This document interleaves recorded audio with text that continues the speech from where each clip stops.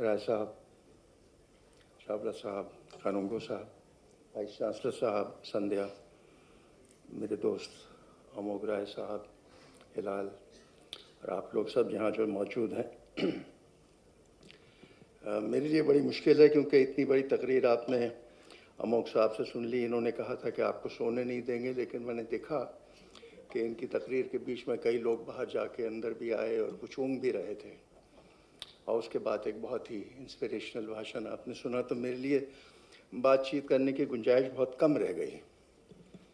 बहरहाल मैं इकोनॉमिक्स का नहीं, मैं इतिहास का स्टूडेंट हूँ, और मैं कभी कभी सोचता हूँ कि डेमोक्रेसी ये हिंदुस्तान में कैसे आई, क्योंकि जो हमारा ट्रेडिशन रहा है वो तो सिर्फ एक ज़माने में 3rd सेंचुरी में जब हमारे यहाँ रिपब्लिक्स थी, और वो रिपब्लिक्स बहुत जल्दी ख़त्म हो गई, और उसके बाद तो सिर्फ राजाओं महाराजाओं का दौर रहा, और फिर सल्तनत आई, और वो दिल्ली सल्तनत और मुग़ल सल्तनत और फिर अंग्रेज़। तो इनके बीच में डेमोक्रेसी हमारे यहाँ नहीं थी। तो ये डिबेट हिंदुस्तान में शुरू होती है कि डेमोक्रेसी कैसी आए जाए। और अगर यहाँ हमारे सबके उस्ताद राय साहब बैठे हैं तो मैं हिचकता हूँ बोलने में। अगर आप चिट्ठियाँ पढ़ें जवाहरलाल की और गांधी जी की, और 1937 की एक चिट्ठी है कि डेमोक्रेसी किस तरह हिंदुस्तान में चलेगी, और उनमें कितना विवाद था कि ये डेमोक्रेसी किस तरह चलाई जाएगी, क्या हम राइप हैं। वहाँ अंग्रेज़ कह रहे थे कि हम तो इसके लिए तैयार ही नहीं हैं।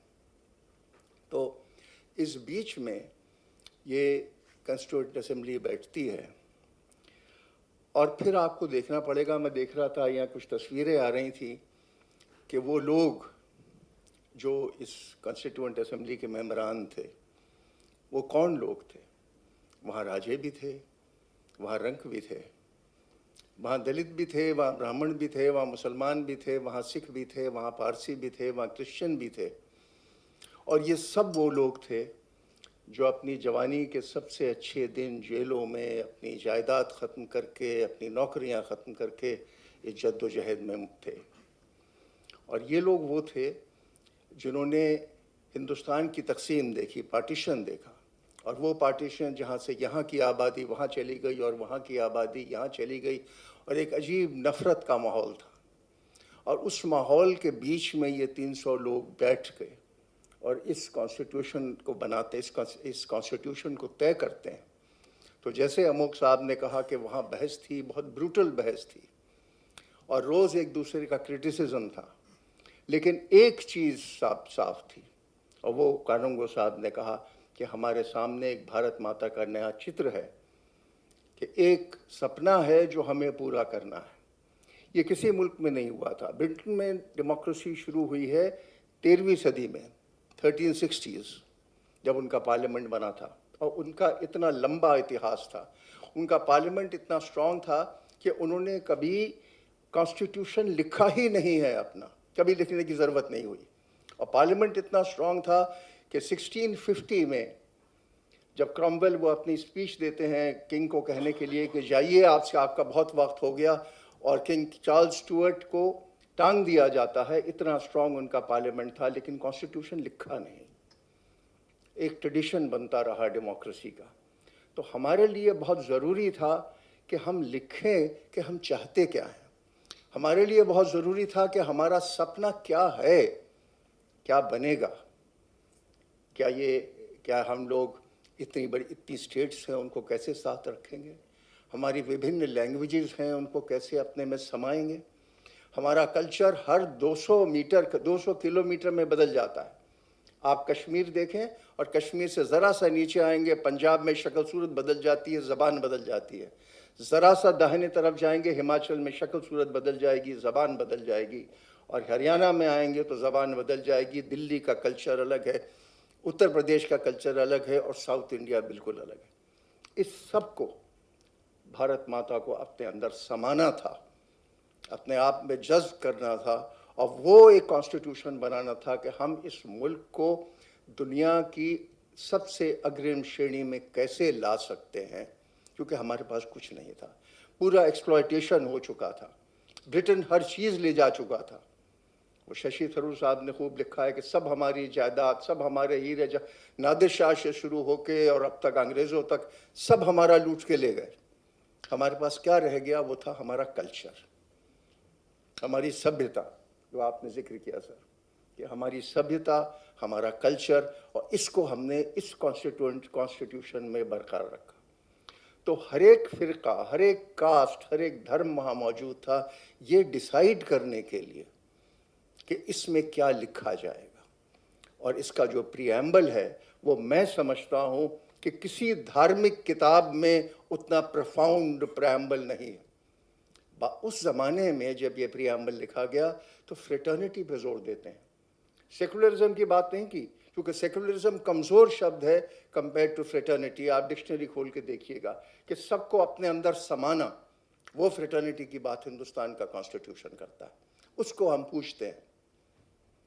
अमेंडमेंट्स हुए हैं, कई अमेंडमेंट्स ज़्यादती से हुए हैं, शक्तिशाली सरकारें आई हैं, उन्होंने अपनी मर्जी से अमेंडमेंट किया है, प्रिवी पर्सेस चले गए, बैंक नेशनलाइजेशन हो गया। परसों भी एक अमेंडमेंट की कोशिश की गई, सही या गलत उस पर डिबेट है। ये भी अमेंडमेंट्स होंगे, कुछ सही होंगे, कुछ गलत होंगे, किसी पे हमारा विरोध होगा, लेकिन अल्टीमेट एम वही है कि भारत सशक्त रहे। ये हमारा एम्बिशन है, और इस मुल्क को सशक्त रखने के लिए सबसे हमारी बाइबल है। मैं जब यूनिवर्सिटी में था, और ये बहुत विवादास्पद बात है, मैं लड़कों से और बच्चों से कहता था कि ये कुरान और ये गीता और ये बाइबल ज़रा अपने घर में रख लीजिए, खूब खूब धार्मिक बातें घर में कीजिए, लेकिन असली बाइबल जो है, असली हमारी जो कुरान है, वो हमारा कॉन्स्टिट्यूशन है। इस चीज़ को न भूलें, क्योंकि अगर इसको हम याद कर लेंगे, इसका प्रीएम्बल अपने अंदर दिल में समा लेंगे, तो फिर भारत माता को कोई आँच नहीं आ सकती। लेकिन जब हम कॉन्स्टिट्यूशन से खिलवाड़ करेंगे, तब इंसान का आपसी मवाद, अपनी दिल की बात निकलती है। वो सेल्फिशनेस जो आज आप राजनीति में देखते हैं, वही है जो कॉन्स्टिट्यूशन का रेप है, वो कॉन्स्टिट्यूशन का वायलेशन है। जब कॉन्स्टिट्यूशन की इज्जत नहीं होगी, तब हमारे मुल्क का रेप होगा, और ये बहुत ज़रूरी है कि इस किताब की इज्जत की जाए। तो आप लोग सब नौजवान जो यहाँ मौजूद हैं, मैं सिर्फ इतना कहना चाहता हूँ कि इस किताब को ज़रूर पढ़ें, इसका प्रीएम्बल पढ़ें। ये केशव नंद भारती का जो जिक्र किया अमोक साहब ने, ये केस पढ़ें कि क्या इसके फंडामेंटल फीचर्स हैं जिनको आप खिलवाड़ कर नहीं सकते। मेरे फंडामेंटल राइट्स क्या हैं?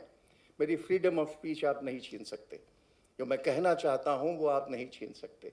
हाँ, मैं किसी के जज्बात को हर्ट नहीं कर सकता, मैं किसी के धर्म को हर्ट नहीं कर सकता, उसके बारे में बहुत जजमेंट्स हैं, लेकिन जो बेसिक स्ट्रक्चर है इस कॉन्स्टिट्यूशन का, जो फेडरलिज्म है, हर स्टेट को साथ रखना है। स्टेट्स के कुछ अधिकार हैं, सेंटर के कुछ अधिकार हैं, और कुछ कॉमन हैं।